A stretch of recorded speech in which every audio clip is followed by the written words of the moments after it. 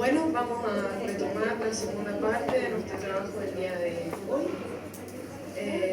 Damos inicio con esto a la segunda mesa, que trabaja bajo la consigna La institucionalización del cuerpo. Esta mesa contará con la presentación y moderación del psicólogo de nuestra unidad, Andrés Rojas. Vamos al baño porque tengo que ir a hacer una ropa.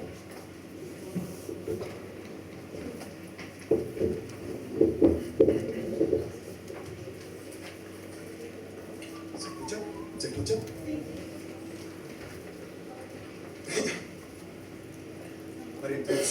Para introducir la mesa que nos convoca a continuación, la institucionalización del cuerpo, quisiera señalar brevemente algunas posibles problemáticas referentes a su tema. A mi parecer, juega directamente con ver al cuerpo como un lugar de convergencia disciplinar, como un espacio de coyuntura y conflicto entre las particularidades de cada paciente, por un lado, y la necesidad de ver en el cuerpo algo del orden de lo común y de lo público. Una práctica que tome al cuerpo como sujeto y que sea hablada de una institución no puede eludir entonces la pregunta crítica de qué sería aquello que se entiende idealmente como un cuerpo saludable. Este concepto, del que se dice tal vez demasiado, lo vemos todos los días, a toda hora, en cualquier lugar. Y su insistencia, que llena la esfera pública con precauciones y amenazas, nos muestra una vez más que los rezagados, los cuerpos deformes y los leprosos deben hacerse a un lado para prevenir al resto de la enfermedad y de la muerte. En un país en que desde hace poco todos somos donantes, en que el cuerpo se reparte a pedazos en la plaza pública, habrán necesariamente mejores y peores órganos. Del cuerpo a secas, del cuerpo desnudo, del cuerpo como un reflejo incipiente de lo real, nada se quiere saber. Con sus membranas, sus esfínteres, su espesor y sus entrañas, se vuelve preciso empezar a administrar y nombrar sus partes, antes de confrontar directamente su inquietante viscosidad.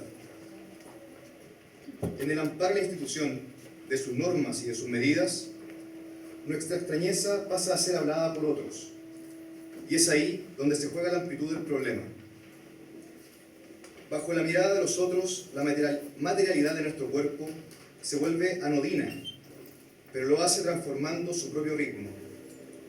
Este problema no se responde en la creencia de que tras la llegada de la institución al cuerpo va a perder un discurso que antes era esencial o inherente. No se trata de pensar que el cuerpo, visto como un ente natural, se opone a los estatutos culturales que lo nombran y le dan forma, o de que, por decirlo así, algo pierde el cuerpo en su bautizo social. No se trata entonces de ahogar el problema en la antigua oposición entre cultura y naturaleza, sino de abrir su complejidad y rebasar sus límites. Allí donde hay cuerpo, necesariamente tuvo que haber habido, simultáneamente, institución. Y un análisis de esa simultaneidad solo puede hacerse tomando en cuenta cómo los discursos que se vienen del cuerpo van cambiando acorde a condiciones históricamente situadas. Así, cada época establece distinciones entre el cuerpo sano y el cuerpo enfermo, y se vuelve inevitable que sus prácticas sean un eco de ese proceso. Y es más, si esas distinciones siguen cambiando, es porque reflejan en su articulación que el problema no ha sido resuelto aún, y que tal vez jamás lo sea. Más allá de las estadísticas y las mediciones, más allá de la predictibilidad de la enfermedad y del síntoma, el cuerpo sigue dando de qué hablar. Su incesante ritmo sigue marcando el paso de explicaciones insuficientes, y es desde ahí que su particularidad nos sigue abrumando en la práctica clínica. Foucault, en El nacimiento de la clínica, atiende a este problema intentando demarcar la curiosa mirada moderna en torno a la enfermedad.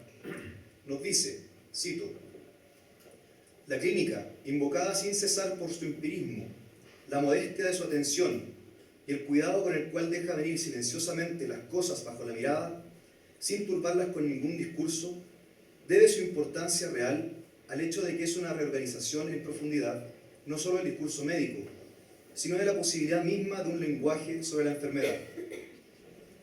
La contención del discurso clínico indica, en secreto, esta reserva inagotable a partir del cual ella puede hablar. la estructura común que corta y articula lo que ve y lo que dice.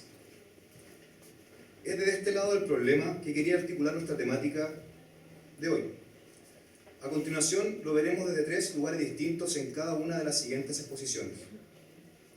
En primer lugar, abordaremos el estatuto del cuerpo en relación al trabajo.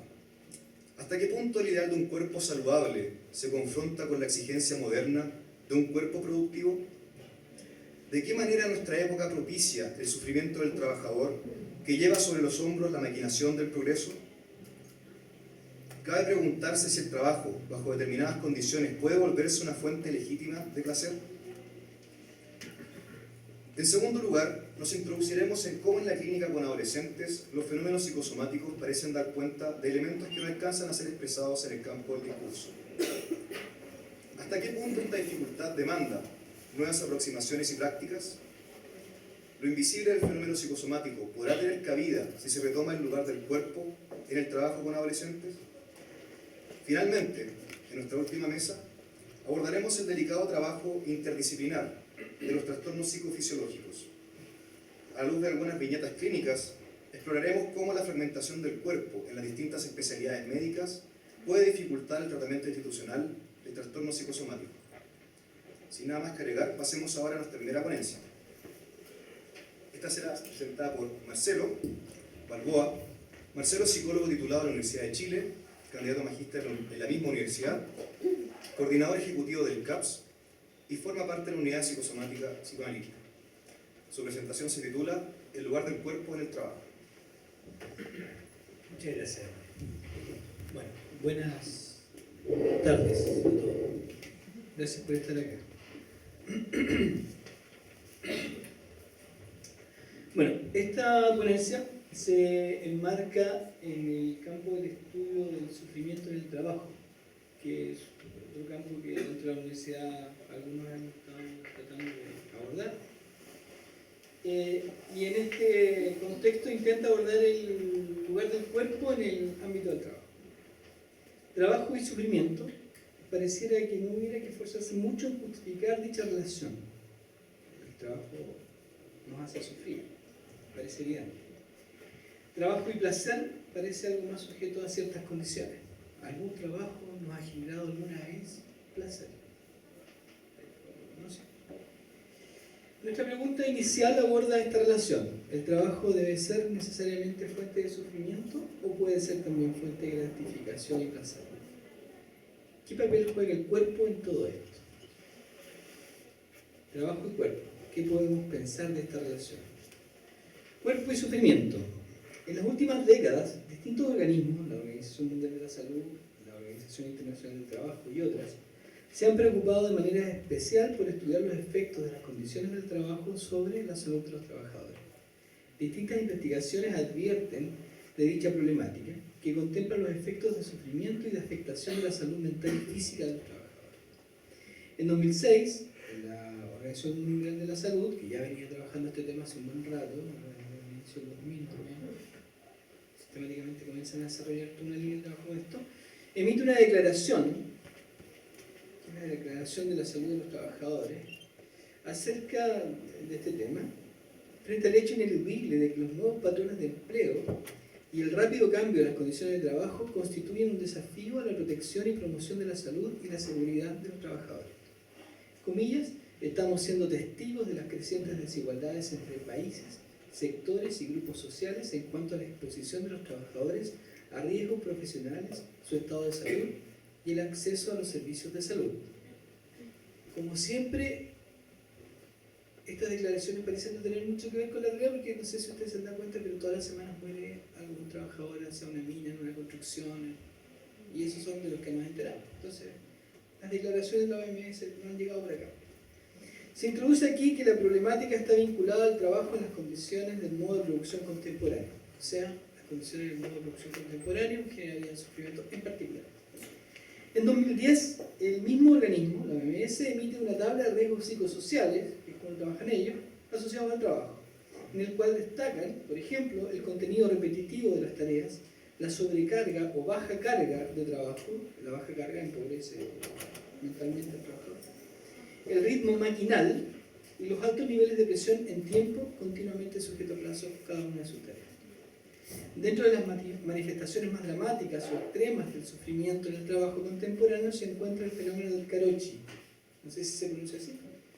Es un término japonés que significa muerte por exceso de trabajo y se usa para describir un fenómeno social en el ambiente laboral que existe desde hace varias décadas. En 1987 Japón lo estableció ya como un fenómeno legítimo, real. Y consiste en un aumento de la tasa de mortalidad por complicaciones debido al exceso de horas de trabajo, particularmente derrames cerebrales y ataques cardíacos. En este plano, el plano de las manifestaciones del sufrimiento del trabajo, se identifica un grupo amplio de manifestaciones. Entre ellas tenemos la masividad de los efectos del acontecer institucional, la estereotipación del pensamiento, la presencia o manifestación de odios incontenibles en la esfera laboral. No sé si a alguien le ha pasado eso, a algún compañero o algún jefe. Ataque a la innovación, confusión, sincretismo y ataques contra el proceso de vinculación y diferenciación en general, entre otros. Sin embargo, también existen efectos del trabajo que no se expresan como sufrimiento, por lo tanto el trabajador no los nota o no los asocia con su labor, sino que aparecen como perturbaciones que resultan inaccesibles para el sujeto, constituyendo en algunos casos directamente patología. Esto incluye todo tipo de somatizaciones, desarrollo de adicciones, aumento de la accidentabilidad, incremento descontrolado del endeudamiento, si lo sabemos, aparición del maltrato familiar y manifestaciones patológicas de la conducta y del vínculo, como lo constituye otro fenómeno muy particular y dramático del trabajo, que es el suicidio en el trabajo, ¿no? Un fenómeno que se ha detectado en Europa y en otros lugares, como una marca de este tiempo. Es decir, las manifestaciones más graves del sufrimiento del trabajo están asociadas al cuerpo. Un cuerpo que opera como un sustrato ajeno al sujeto. Efectos que ni siquiera son entendidos como pertinentes, que tengan que ver, ¿no? Para Christophe Dejoux, el sufrimiento en el trabajo corresponde a un movimiento reflexivo del sujeto sobre su ser en el mundo. Es decir, sufre aquel que tiene conciencia de sí. Este sufrimiento pertenece siempre al orden de lo singular. No se puede conseguir sufrimiento colectivo porque no existe un cuerpo colectivo. El sufrimiento, por tanto, es siempre individual y único, porque está sujeto al cuerpo. Es la vivencia que surge cuando el sujeto choca con obstáculos insuperables y duraderos, después de haber agotado todos sus recursos para mejorar la organización real de su trabajo con respecto a la calidad y la seguridad. El sufrimiento patógeno comienza cuando la relación del sujeto con la organización del trabajo está bloqueada, impidiendo la dinámica del reconocimiento y la retribución simbólica para el sujeto, quedando como un operar sin sentido, sin gratificación. Tenemos entonces que existe una idea de sufrimiento inherente al trabajo y un sufrimiento patógeno en el trabajo. Por otro lado, el mismo autor sostiene que el trabajo es una actividad, en tanto actividad es fuente de gratificación y aprendizaje. Sin embargo, lo que el trabajo contemporáneo hace es condicionar esta posibilidad. En el trabajo se sufre por no poder satisfacer las exigencias, las obligaciones de la organización del trabajo, obligaciones de tiempo, ritmo, formación, información, etc., así como adaptación a la cultura o a la ideología de la empresa y la relación con los otros, los clientes, los compañeros, etc. Puesto que hemos hablado de un modo particular de organización del trabajo, hablaremos un poquito de qué se trata esta organización del trabajo. La organización del trabajo desde Taylor hacia nuestros días. En los albores del siglo XX, el ingeniero Frederick Taylor en Estados Unidos crea un modelo de organización científica de trabajo centrado de manera radical en la idea de lograr la máxima eficiencia del trabajo, dirigido a alcanzar los mayores niveles de productividad posibles, reduciendo al mínimo los momentos no productivos al interior de las fábricas. Junto con ello, diseñó un sistema de salario asociado a la producción efectiva en función del tiempo de producción estimado. De esta manera, el salario, además del manual del procedimiento, determina los ritmos de la producción. El trabajo adquiere de este modo una cadencia maquinal, avasallando la cadencia corporal y psíquica. Este modelo, también llamado Taylorismo, vino a transformar dramáticamente el campo del trabajo. tanto la faena misma como las relaciones de trabajo, generando una progresiva maquinización del trabajador, con un efecto directo sobre sus cuerpos. Este control del cuerpo del trabajador, ligado a la exigencia de las metas de producción y la prescripción de cada uno de los movimientos del obrero, son el resultado de una estandarización del trabajo, incluidos los tiempos de descanso. Taylor trabajaba con cronómetro y podía demostrar que ese trabajo podía hacerse en determinado tiempo. Y eso después fijaba el tiempo para todo, ¿no? Junto con lo anterior, se establece la necesidad del aislamiento del trabajador durante su faena, cuestión que está dirigida a evitar al máximo posibles distracciones, favoreciendo su concentración en la faena productiva. Todo bajo la atenta mirada de un supervisor, figura encargada de restituir y sancionar el trabajo interrumpido por aquel trabajador que, pese a todo, persiste en resistir la cadencia maquinal. Este modelo también ha sido transferido al campo social, aquí lo traigo a esta esfera nuestra, ¿no? Es así que los equipos que laboran en el campo social, además de soportar a nivel personal y como equipo una gran carga emocional y tensional, producto de la naturaleza del trabajo que realizamos, agregan a eso las tensiones y el desgaste de las condiciones en que se lleva a cabo ese mismo trabajo. La mecanización o burocratización en el campo social tiene un efecto importante, muchas veces invisibilizado por la ideología voluntarista del discurso institucional y por la implicación y la transferencia del propio trabajador. Por un lado, porque su tarea le exige estar siempre innovando, creando, elaborando nuevas estrategias para enfrentar el desafío que el individuo, el grupo o la familia o la institución con la cual opera le propone. Una de las particularidades del trabajo en el campo social es su dinamismo, su cambio permanente, en el cual ninguna intervención es igual a la anterior. A tal punto es así que cuando nos empieza a parecer parecida una intervención con otra, es signo que empezamos a rigidizarnos, a estereotiparnos y probablemente comencemos a sufrir. Por otro lado, debemos considerar que la normativa institucional y su lógica eficientista, lo que la normativa institucional y su lógica eficientista pueden provocar. En este sentido, incluimos lo que algunos investigadores de la universidad también, pero que trabajan en economía, sostienen, Acuña y Sanfuentes, sostienen que a través de los planes estratégicos, las metas de desempeño, los controles estadísticos y el alineamiento del comportamiento, la institución tiene por objetivo el disciplinamiento del equipo de salud, el cual opera mediante la lógica de las recompensas y del temor a la pérdida del empleo como condicionantes. Esto va en desmedro de su salud mental y física, generando un desgaste que a la larga puede llevar a una paralización o estereotipación con consecuencias de malestar psíquico o de sufrimiento en el trabajo. Hasta ahí con los antecedentes. En definitiva, en esta relación cuerpo-trabajo bajo el modelo eficientista del Taylorismo, el cuerpo parece ser o reducirse a ser el soporte, un cuerpo maquinizado, el cuerpo violentado por la cadencia de la producción en serie. Es el cuerpo que sufre el efecto del trabajo alienado, donde no existe sino como fuerza de trabajo. Cuerpo y placer. Pensar desde esta otra vereda, del cuerpo y placer, nos remite al mismo autor que habíamos señalado antes, a Christopher de Jure. Creador de la psicodinámica del trabajo, de Jure diferencia el trabajo real del trabajo prescrito. Este último es por defecto irrealizable en sus propias prescripciones. O sea, todo eso que se dice que hay que hacer no se puede hacer así. La burocratización demuestra ser más un modo de control, un modo científico de control, más que un modo eficiente de trabajar. Es necesario que el trabajo emprenda su tarea para que pueda llegar a realizar el trabajo que debiera hacer, pero nunca lo hará en los términos prescritos. Para ello, la inteligencia entonces es una inteligencia de la acción, no por eso meramente operatoria, sino la inteligencia en sí del trabajo. El trabajo produce la inteligencia y no al revés. El trabajo real no puede ser prescrito.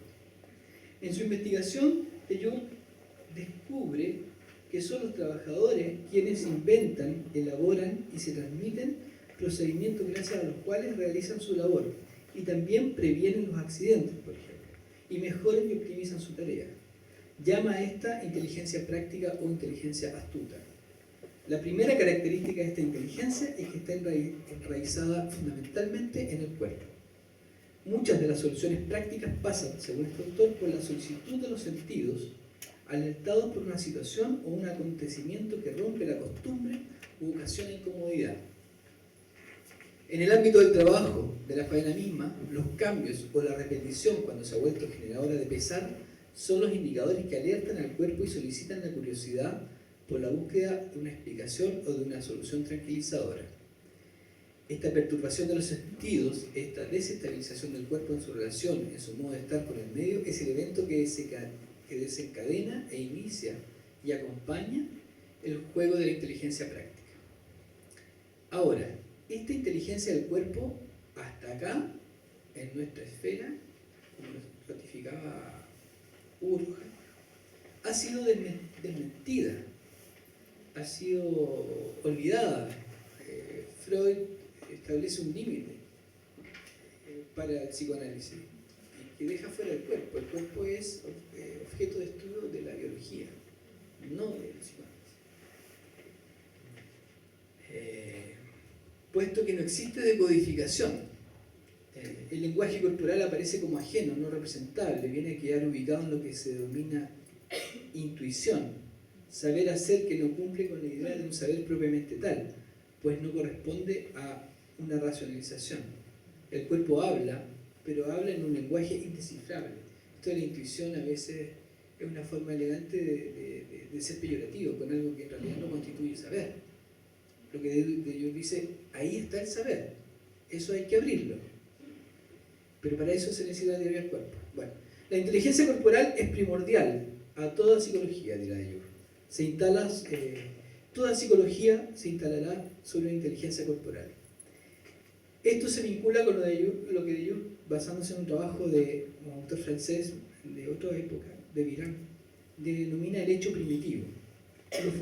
Lo fundante del psiquismo, de la subjetividad, se encuentra en el choque violento de una realidad activa sobre el cuerpo y la resistencia que éste le opone a través del esfuerzo intencional que va poco a poco a fundar la subjetividad. Esto corresponde a una teoría del cuerpo pensante, cuestión que no podremos desarrollar en esta ocasión, pero que ya habrán otras posibilidades. De Jung no está pensando solo en un trabajo manual o meramente operativo cuando está pensando estas cosas. También lo considera bajo estas coordenadas el trabajo intelectual o el trabajo relacional y por ende transferencial. Finalmente, podemos entender que tanto es a través del trabajo que el sujeto se subjetiviza, puesto que tanto la identidad y la realización subjetiva están ligadas al trabajo, tarea vinculante primordial con lo social, donde el cuerpo contribuye de manera fundamental, transformándose por esta vía en instrumento y soporte de satisfacción, de gratificación subjetiva. Por esta vía, trabajo y gratificación quedan intrínsecamente anudados. Y agrego algo a propósito de tus palabras, me inspiró un remate, que tiene que ver con la mesa, ¿no? Esta idea de la institucionalización del cuerpo, ¿no? La institucionalización es un concepto que desarrollan los institucionalistas, donde cierta cosa adquiere y se cristaliza, tiene una forma, sobre la cual después entendemos que eso era así, siempre. En este caso, la institucionalización es un proceso que va a fijar un aspecto positivo y uno negativo o no pensado, en este caso de la clínica, de alguna clínica. Esta clínica ha institucionalizado la corporalidad, dejándolo en la oscuridad del cuerpo. Será necesario entonces alumbrar, generar una teoría del cuerpo. Eso, gracias.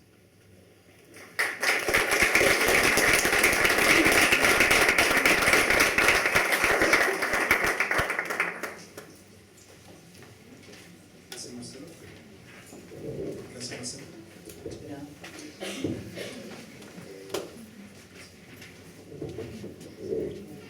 Nuestra segunda expositora es Daniela Carrasco. Daniela se formó como psicóloga en la Universidad de Chile y como psicoanalista en el Instituto Chileno de Psicoterapia Psicoanalítica. Además posee un magíster en Psicología Clínica Mención Psicoanálisis en la Universidad Diego Portales. Y actualmente es académica de la Escuela de Psicología en la misma universidad, siendo allí directora del diplomado Nuevos aportes a la clínica de lo psicosomático a partir de un enfoque psicoanalítico. Su trabajo de hoy se titula Escuchando al cuerpo en la actual clínica psicoanalítica de adolescentes. reflexiones a partir de algunas viñetas clínicas. Bien, gracias, buenas tardes a todos. Para mí es muy grata esta invitación, siempre volver al origen es importante. Y quiero extenderles también una invitación, no sé si les habrá llegado ya, una invitación para este viernes donde cierro el diplomado allá en la universidad y está invitado Carlos Tito, un psicoanalista argentino. Es una clase magistral abierta a todo público, así que están invitados a las 6:30 el viernes. La clase se llama Estructura psicosomática, vínculos intersubjetivos y regresión al cuerpo, ¿ya? Así que ojalá los vea por allá el viernes. Bien, entrando a la presentación de hoy día, quiero hablar de la clínica psicoanalítica de adolescentes, que nos lleva a enfrentarnos a nuevas demandas. Muchas veces estos adolescentes llegan traídos por otros que sí hablan, que sí demandan, y nos queda la impresión borrosa de estar en presencia de un gran silencio, de un gran vacío. Estas presencias, ausencias, nos hacen necesariamente preguntarnos ¿qué sentirán como propios estos pacientes? Ya que no hablan con sus palabras, ¿serán sus cuerpos lo único que les queda? Desde allí nos encontraremos con todos los trastornos psicosomáticos, nos encontraremos con la necesidad de la marca, y para que el adolescente la haga propia, esa marca debe ser concreta, deberá ser vista. La huella debe dejar agujeros, perforaciones y tatuajes, que serán las maneras en que los adolescentes de estas generaciones y de estos tiempos nos hablarán. Verdaderos rituales que al modo de las sociedades primitivas, con sus ritos de pasaje, indicaban el ingreso a un mundo adulto, tratando a sus cuerpos como trozos modelables de madera que pueden irse tallando hasta lograr las formas esperadas.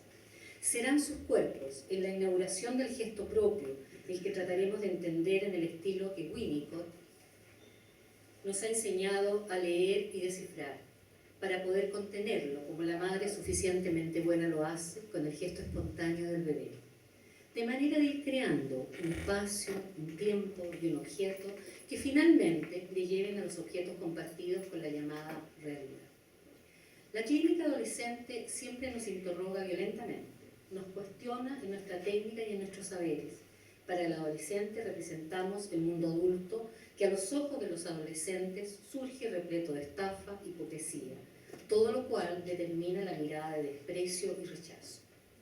Lo entenderemos como un sujeto que vuelve a recorrer los caminos de la infancia, pero podríamos decir con otro equipaje.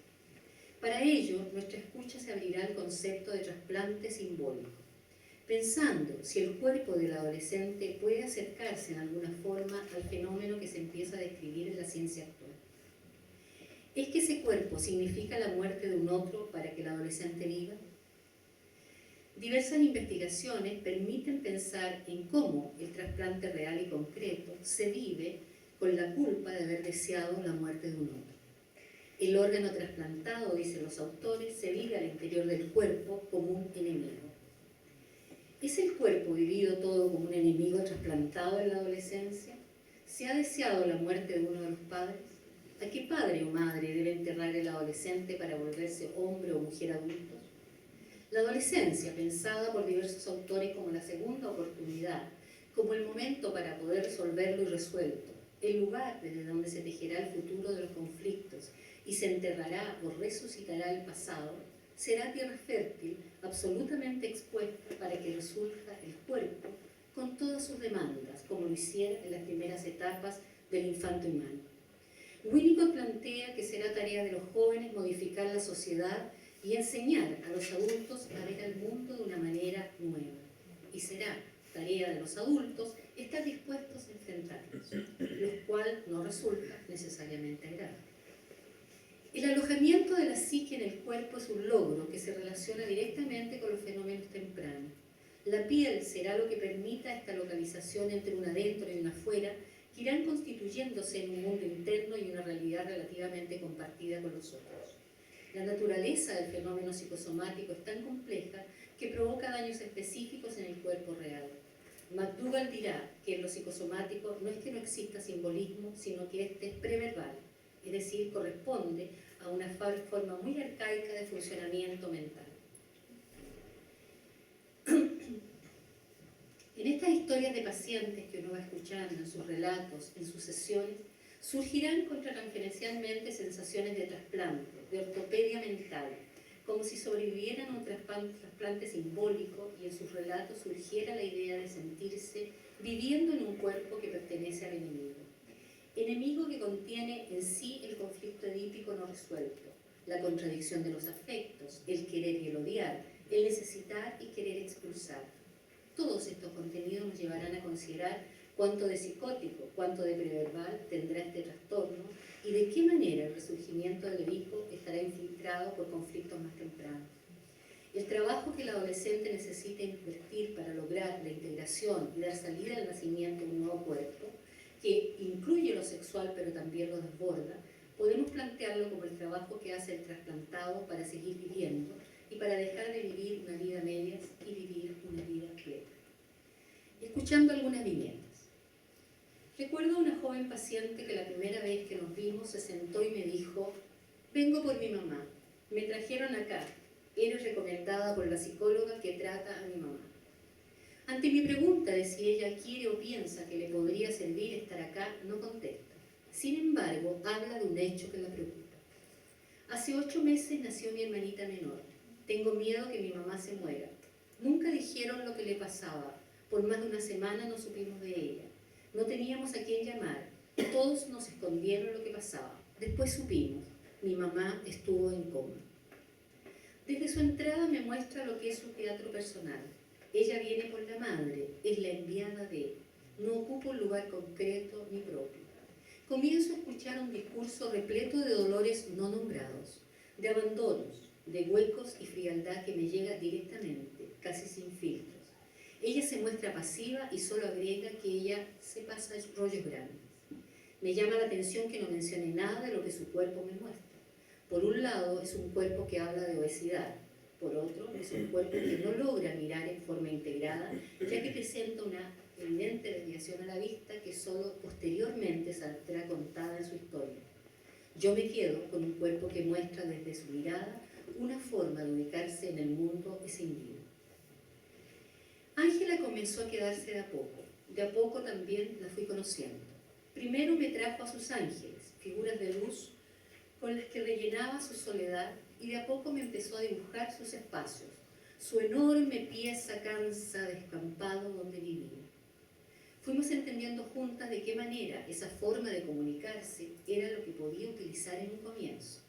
Ella me hacía sentir que las palabras portaban un vacío que la dejaban muda. No es que Ángela no pudiera hablar, sino que las palabras carecían de sentido para ella y además no le ayudaban a expresar lo que sentía.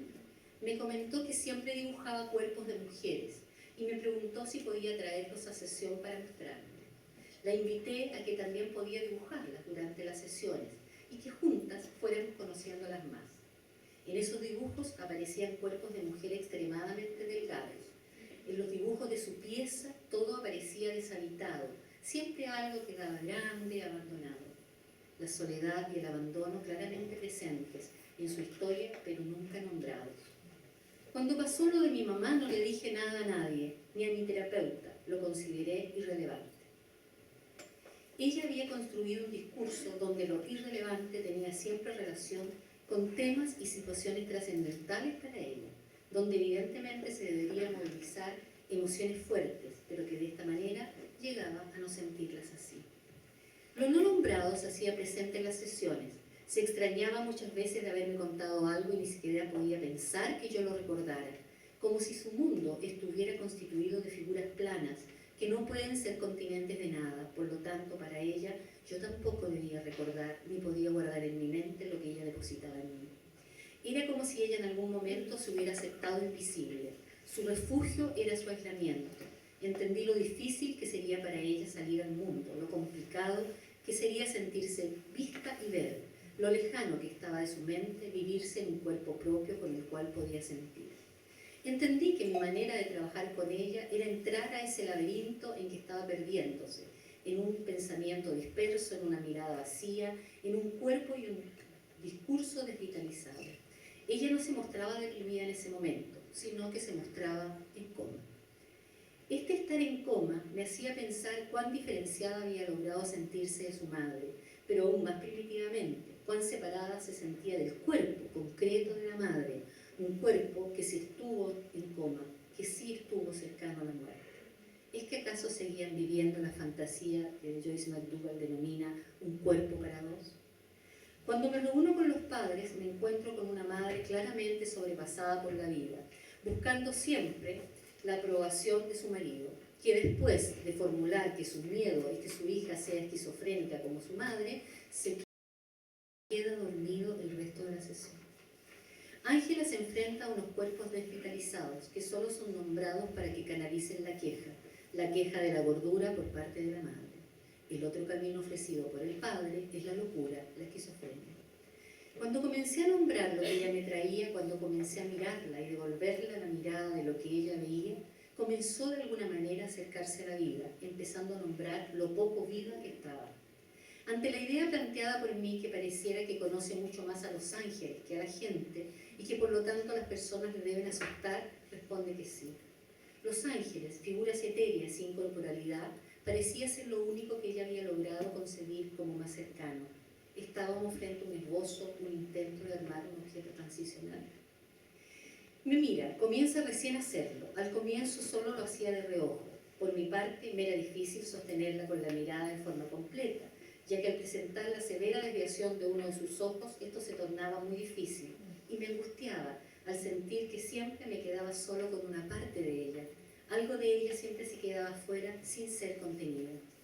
Su cuerpo le ayuda a empezar a desplegar un discurso y a escribir las primeras líneas de una historia no escrita, o tal vez deberíamos decir, una historia que se había quedado inscrita en su cuerpo.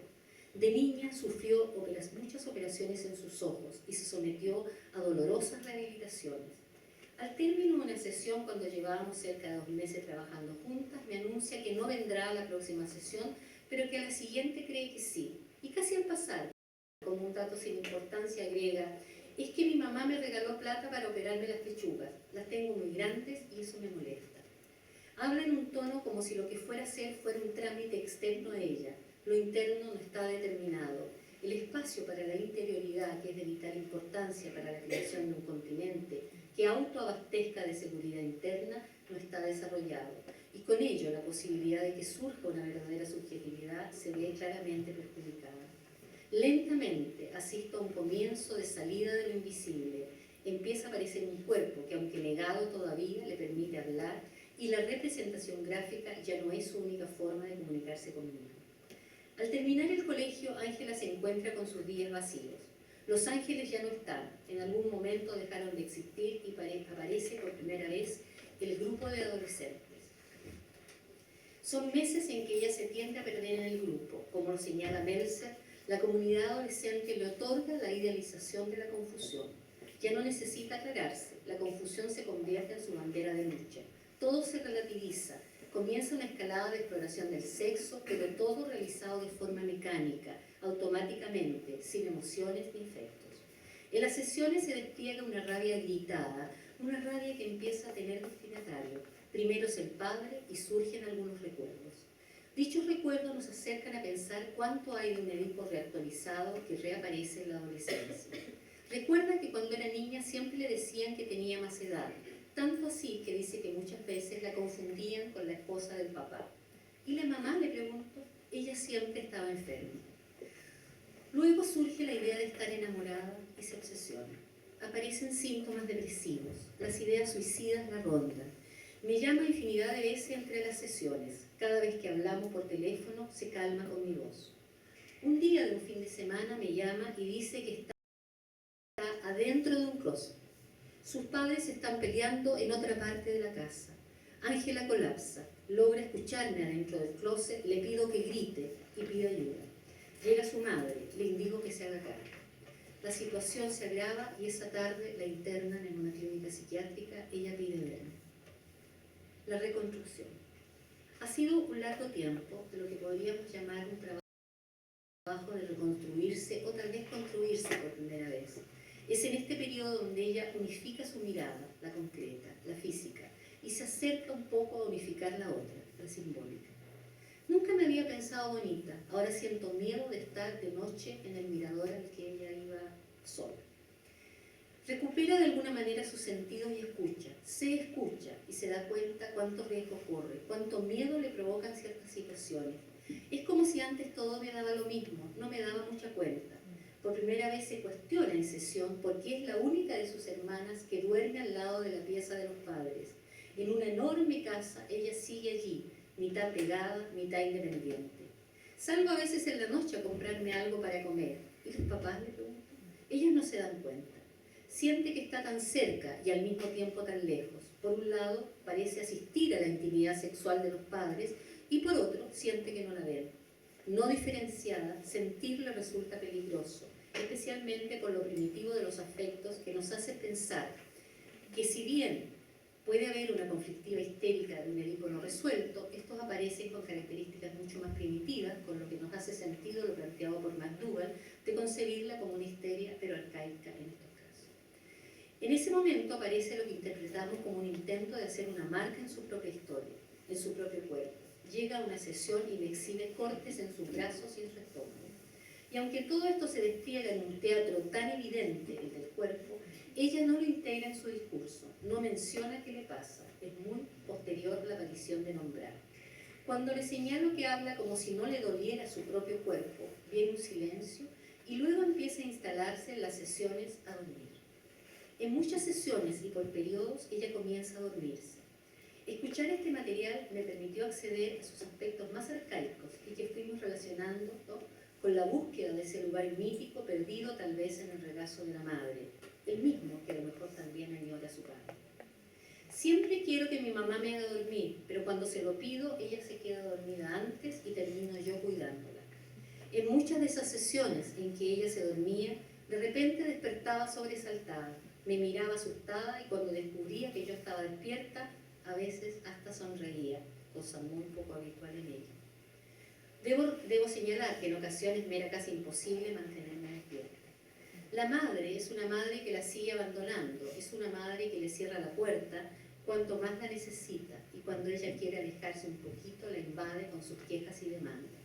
De esta forma, Ángela se queda sin ser ni grande ni chica, es nada. En su cuerpo se han ido desplegando muchas patologías a lo largo de la terapia, siendo uno de los más repetitivos el insomnio, el cual se relaciona con patologías precoces que sentarían las bases en la infancia para un trastorno psicosomático posterior, de acuerdo a Winnicott. No poder descansar, entregarse y así lograr soñar como una forma de evitar el terror de sentir. Exhibe de esta forma una enorme escisión entre lo que piensa y sabe y lo que siente y pueda imaginar. Dicha dificultad para entregarse y lograr dormir y poder soñar la hemos ido relacionando con su anorgasmo. Nunca ha experimentado un orgasmo y me queda la duda todavía si estará preparada para hacerlo, o en ese momento se podría acercar a angustias psicóticas muy grandes. Su relación con la sexualidad sigue siendo desde un cuerpo sin interiores. Pienso que mirarse más entera, sentirse más viva, la hace vivirse desde el lugar del trasplantado, como si el cuerpo que estuviera en esos momentos del encuentro sexual no fuera el propio, y entonces ella se detiene, el orgasmo nunca llega. Mirarla entera ha llevado estos años, donde no ha necesitado las últimas operaciones que tenía indicada para esta edad para corregir la desviación ocular. Su mirada está casi sin desviación actualmente, y yo me acerco a sentir que la puedo ver ahora más cerca. Eso, muchas gracias.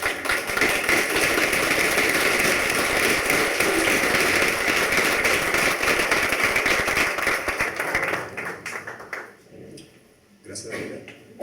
Pasamos a nuestra última presentación de hoy. Esta será de Javiera Pulido.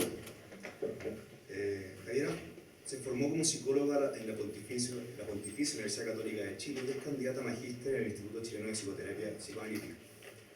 Actualmente es docente en la Facultad de Medicina de Occidente de la Universidad de Chile y forma parte de la Unidad de Psicosomática Psicoanalítica en CAPS. Su trabajo se titula La familia Dolores, importancia del trabajo interdisciplinario en la atención de pacientes psicosomáticos.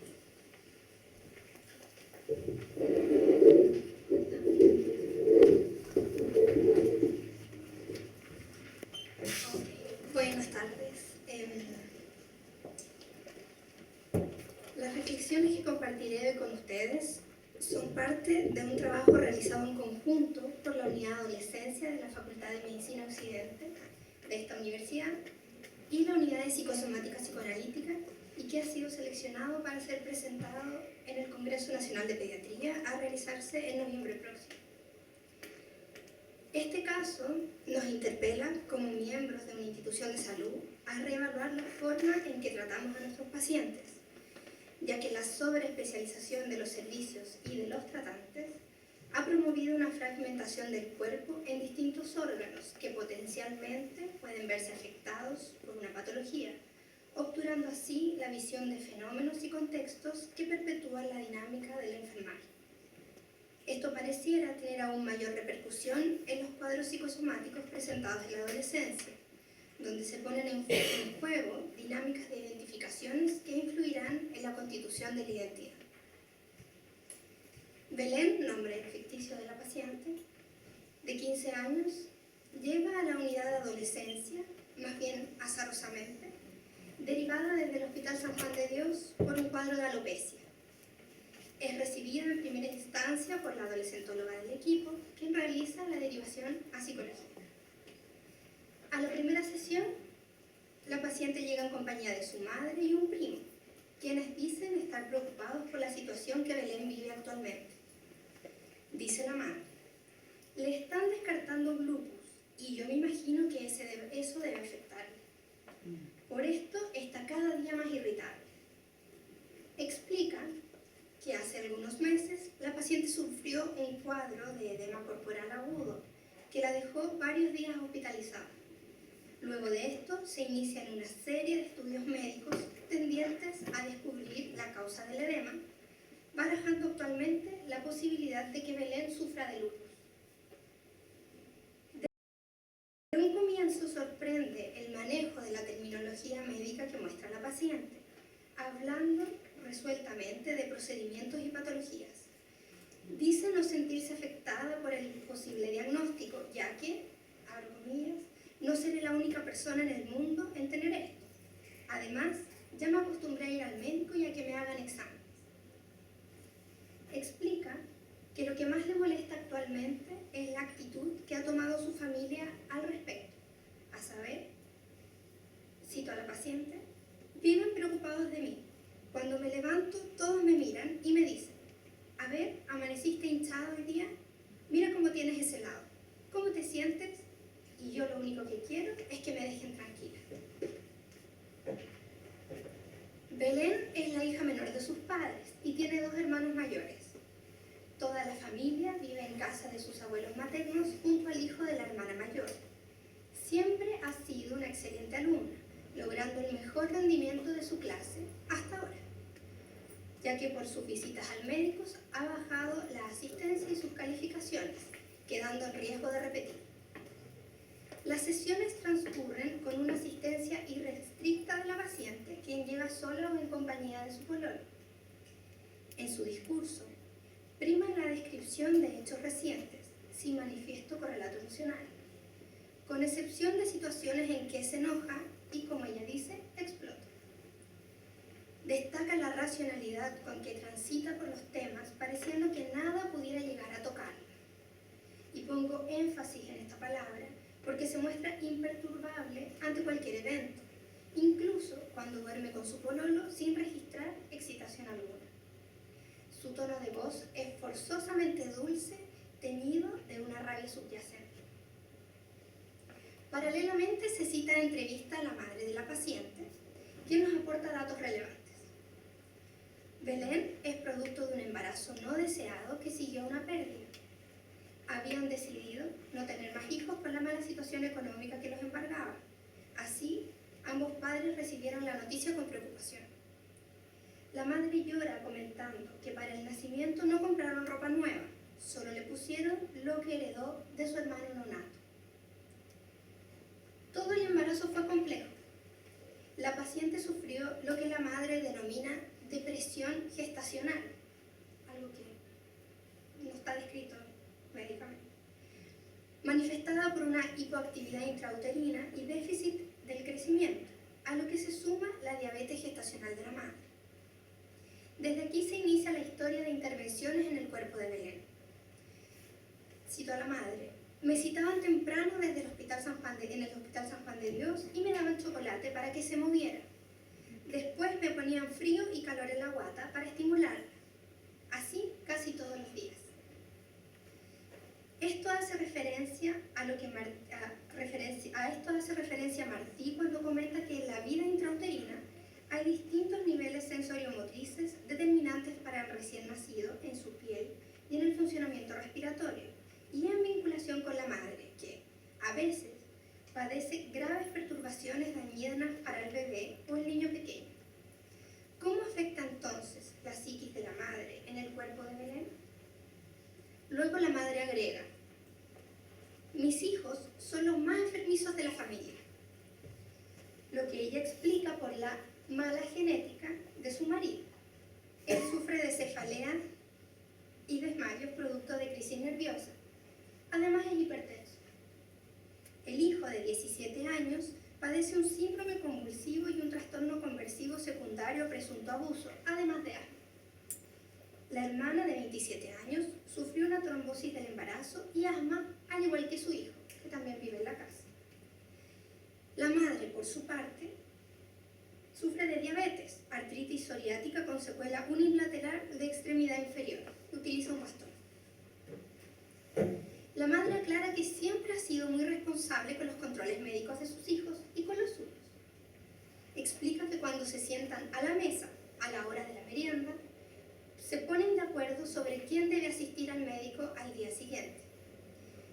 De esta manera, organizan los quehaceres de la casa de acuerdo a eso, y es Belén quien apoya a su madre en la administración de los medicamentos de todos.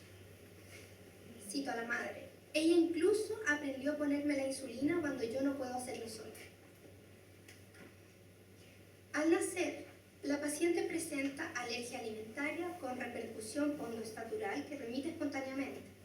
Durante la infancia inicia un cuadro de asma bronquial, hito a repetición, dolor abdominal crónico y alergia a la penicilina. A la edad escolar se descarta una pubertad precoz, diagnosticando finalmente una pubarquia precoz. A la edad de 9 años, Belén dejó de enfermar. Tiempo en el que pasó largos tiempos, muchos momentos sola, debido a que su madre pasaba mucho tiempo en el hospital por los controles médicos de su hermano. Aquí resuenan las palabras de Joyce McDougall cuando explica que frente al desamparo, el individuo somatiza. Ante esta madre ambiente, parafraseando la idea winnicottiana, parecieran existir solo dos lugares posibles: el del enfermo o el del neonato. Así, algo ocurre en la paciente que abandona ese lugar invisible en el que estuvo por algunos años para pasar a ocupar el centro de la escena producto de su patología. La enfermedad estaría institucionalizada como marca de pertenencia a esta familia y define de algún modo los vínculos y las interacciones, movilizando el foco de atención hacia uno u otro de sus integrantes. La libidinización del cuerpo ha cursado en las fallas, en aquellos espacios donde las sensaciones corporales irrumpen como un malestar. El padecimiento orgánico los moviliza a la acción y los organiza. Les permite intervenir en un cuerpo doliente mediante medicación como manifestación de preocupación y, por qué no, de afecto. ¿Podría ser entonces que la enfermedad de la paciente sea un recurso para demandar al otro atención, cariño y cuidados? ¿Será que no es posible recibirlos si no circula a través de un padecimiento orgánico? Desde esta mirada, resulta de perogrullo pensar en el valor de ganancia secundaria de las manifestaciones sintomáticas en este caso. Sin embargo, la dinámica inconsciente está tan oculta y encriptada por defensas rígidas que hasta ahora solo nos permite quedarnos en la inferencia. Sin la enfermedad, lo que queda es un estilo de relación distante, funcional, invisibilizando los procesos emocionales y conflictivos. La familia es vivida por la paciente como un colectivo agresivo, crítico y punitivo. Por esto, desarrolla estrategias defensivas para quedar al margen, pasando mucho tiempo sola y encerrada en el mundo. Eso hasta que enfermó. La lexitimia, como modo particular de tramitar los afectos parece prevalecer transgeneracionalmente en su familia.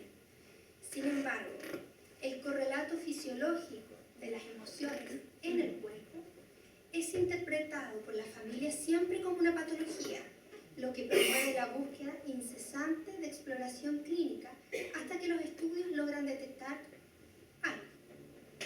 Existiría un estado de alerta constante sobre el cuerpo, sus reacciones y procesos, interpretándolos como signo de alteración, debilidad o malestar. Esto queda de manifiesto cuando Belén comenta que su padre, cada vez que pasa por el cementerio donde están enterrados sus padres, se enferma. Cito a la paciente: llega mal, le duele la cabeza, le sube la presión y se marea. Por eso tiene que llegar a acostarse. Explica que a ella le pasa lo mismo.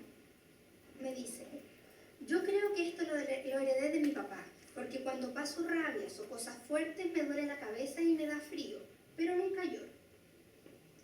Algo similar le ocurre una tarde en el parque con su polola. Cuando estaban regaloneando en el pasto, se empezó a sentir mal. Me dice: alcancé a tomar la micro y me desmayé. Cuando desperté estaba acostada en mi cama.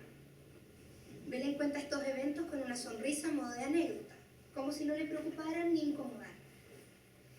¿Cómo opera entonces la sexualidad en un cuerpo cuyas manifestaciones sensoriales son interpretadas como patología? ¿Será que en el parque lo que Belén sintió fue excitación sexual provocándole enfermedad y desmayo? Esta interpretación es descartada de plano por la paciente, ya que para ella la sexualidad se encuadra en un marco ajeno a la pureza y el respeto, estando solo permitida luego del matrimonio.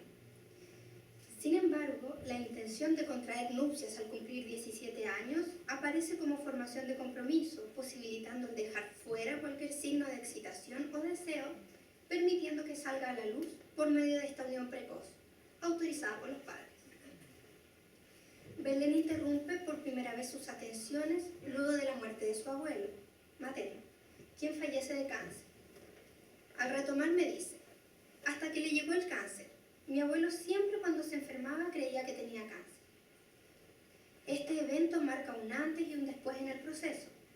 Por primera vez se conecta con sus emociones y llora en sesión, recordando alegres momentos vividos con su abuelo. Además, me dice: usted es la única persona que no llora cuando me ve llorar. En mi casa, todos lloran cuando yo lloro. Desde ahí, recién aparezco para ella en transferencia, diferenciada de los muchos profesionales de salud que visita a diario.